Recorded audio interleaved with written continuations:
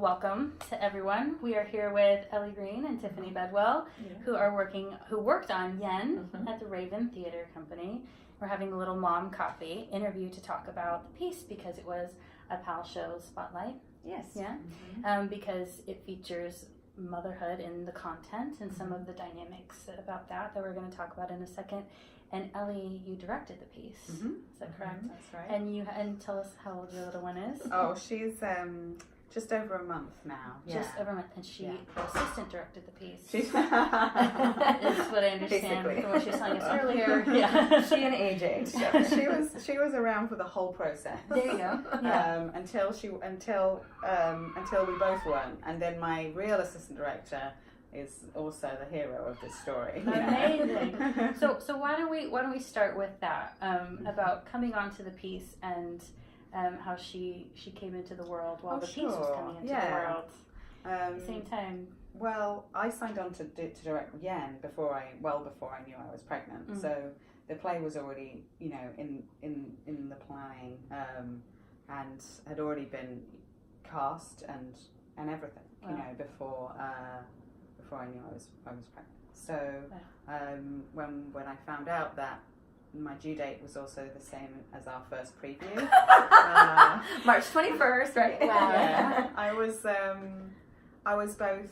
Obviously, I was overjoyed that I was pregnant because we've been trying for a little while, but I also really wanted to try and make sure I still did the play. And Cody and everyone at Raven was really, really supportive of me, obviously staying on board the project and helping to facilitate ways that we could make sure that the project was supported if and when I needed to leave the process, which, at first I was very naive. I thought it's my first baby, so it's probably going to be late. That's so what I'll probably I thought about my first. so I'll probably make the first one or two previews at least. Sure. And then everything will be fine. But then later down the line, She's laughing at ha ha ha. And then later down the line, we realised that she was breech, and she didn't turn around, and so we were going to have a C-section, and they will only do it before your due date. So the latest date that they would do that was the 18th, which was the day after we finished tech, but before our dress and previews. Amazing. And where were you in the process when you found this out? About breach. About the breach, yeah. We knew we were breech going into rehearsals, but I was still trying to turn her at that point. Gotcha. Just about. But I was already week 36, I think, when I started rehearsals. So 35, 36, right? Yeah. I was only I was only 5 weeks off, when we started rehearsals. So, yeah. We were optimistic. We were optimistic, but then once we knew about that date, then we put a plan in place. Hello, Squeaker. She's like, I knew all along. Yeah. Tried to tell you all, didn't listen. And then actually, I did go into labour on the 18th. It's like she did know.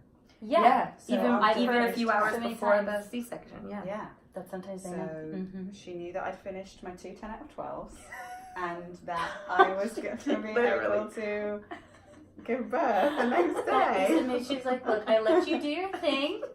Now it's time for me. She did let me do my thing, and we had a really great tech weekend, and it went really smoothly, and we were able to get a run in, so I could see the show in as close to what it was going to be.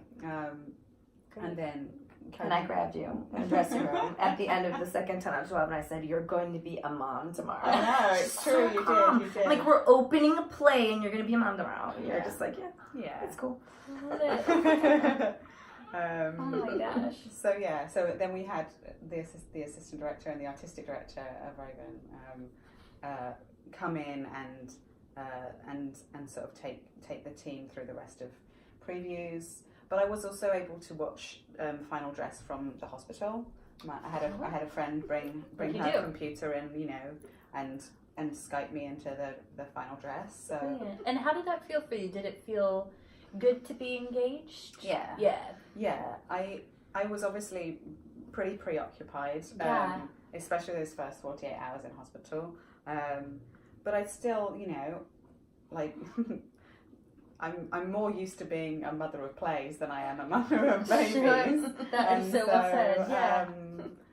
and you get to a certain point, and you kind of are abandoning the nest or the young thing whilst it's still sort of trying to walk a little bit. So I was really happy to be engaged, and also I was sort of like sitting in hospital, you know, kind of like stuck in this bed.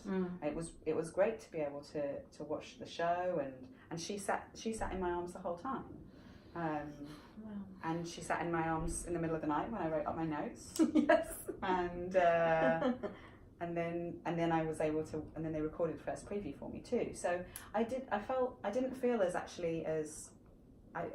disengaged as I thought I would. I felt still engaged through to opening, and even though of course, you know, I wasn't able to be in the room for everyone.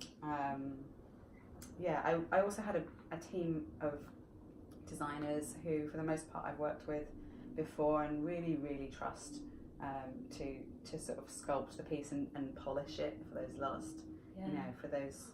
I think the thing that I missed, although as I say I was pretty preoccupied, the thing that I missed was being in the room with an audience, you know, and feeling that, which you can't really feel from a video, right? I don't think. When they're breathing and they're laughing. Yeah. So it's been great to be able to go back and see the show since she was born and feel that. And, yeah.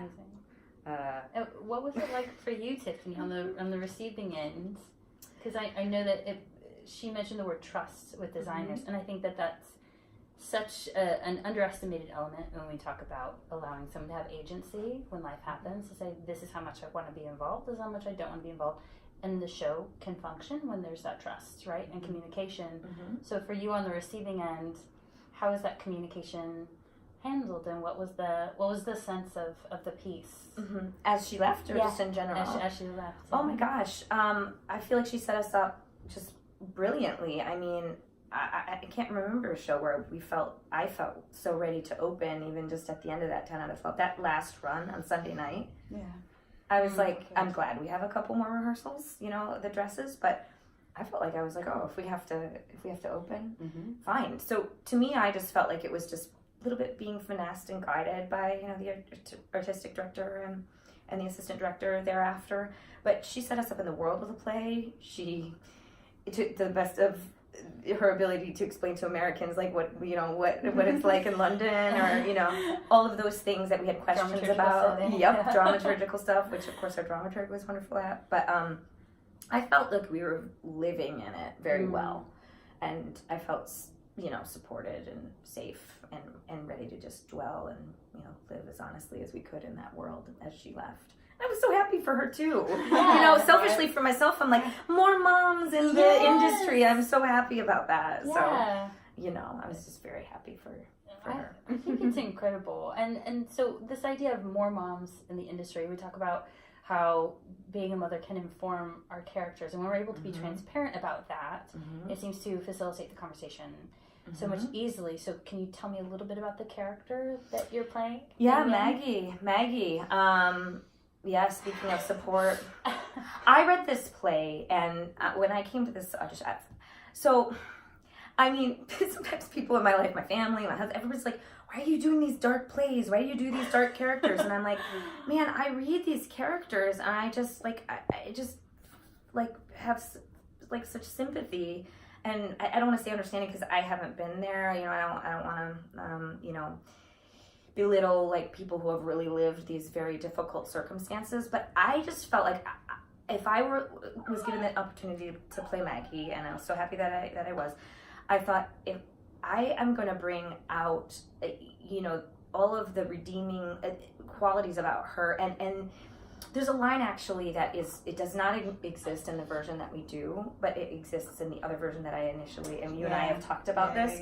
But there's a line that Maggie says that I don't get to say, and that I was sad at first about that we didn't get to say in the production, but that I thought, you know what, I think it's actually a wonderful little, like, you know, kernel that I get to keep to myself. But it informs it. It does, and that was a line, I'm going to paraphrase it, but it's basically like, all I ever wanted to do was be a mom. You know, and she's vilified, sort of, like, I imagine she's vilified, you know, later in the play, like when certain things happen by the outside world, you you know, maybe even by her sons. Yeah. And I think, dude, she did the best she could. She's doing the best she can in the circumstances that she's in, which is to say, lacking a lot of support. She doesn't have a lot of support to be that mom that she always wanted to be. All she wanted to do was be that mom. You know, there wasn't a supportive dad the first time around. There wasn't a supportive dad the second time around. Who knows about her father? Right. We don't know anything about her father. You know, we don't have any tell at all about her father. We hear about her mother. Yeah. Everyone can judge her mother all they like, but then, you know, you can extend that understanding to her mother and say, well, dude, why is she the way she is? Right. The cycle of, you know, sort of abuse or neglect or violence or just, that, you know, just even that line that Bobby says to you about your mum not liking you, just like that sense of like, just your parent not liking you as a person. Yeah.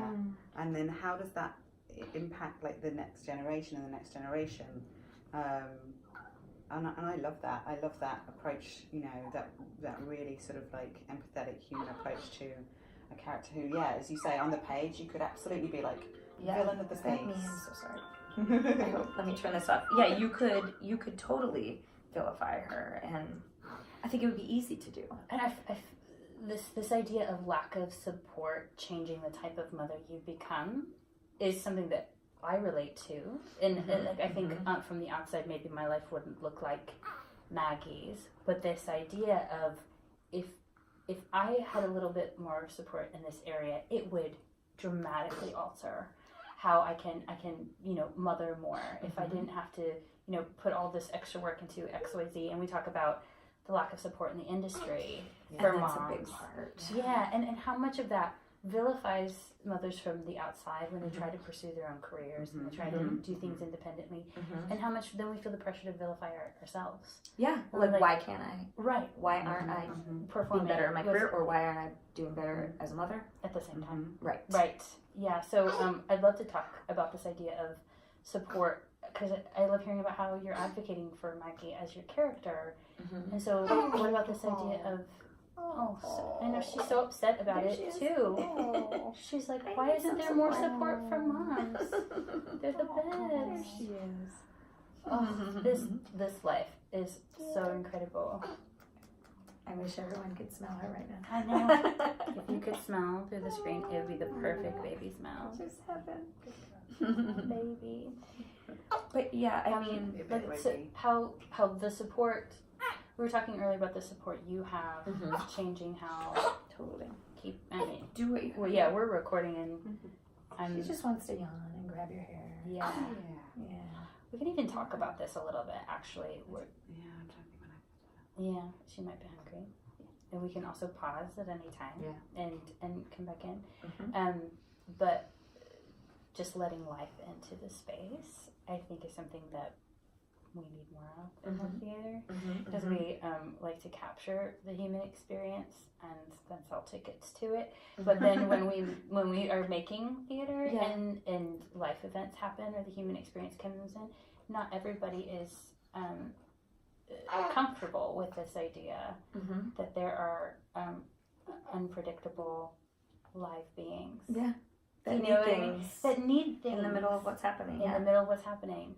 Yeah. That the task at hand is not their priority. Yeah. And the artist in me thinks that is so rogue and revolutionary and awesome. I'm like, these are our little rule breakers. Do you know what I mean? These are examples of what are we doing here? What are we actually here to do? Are we here to hit our equity brakes? Are we here to be off book? Because I'll do all those things, but I'm really here to stir up a room.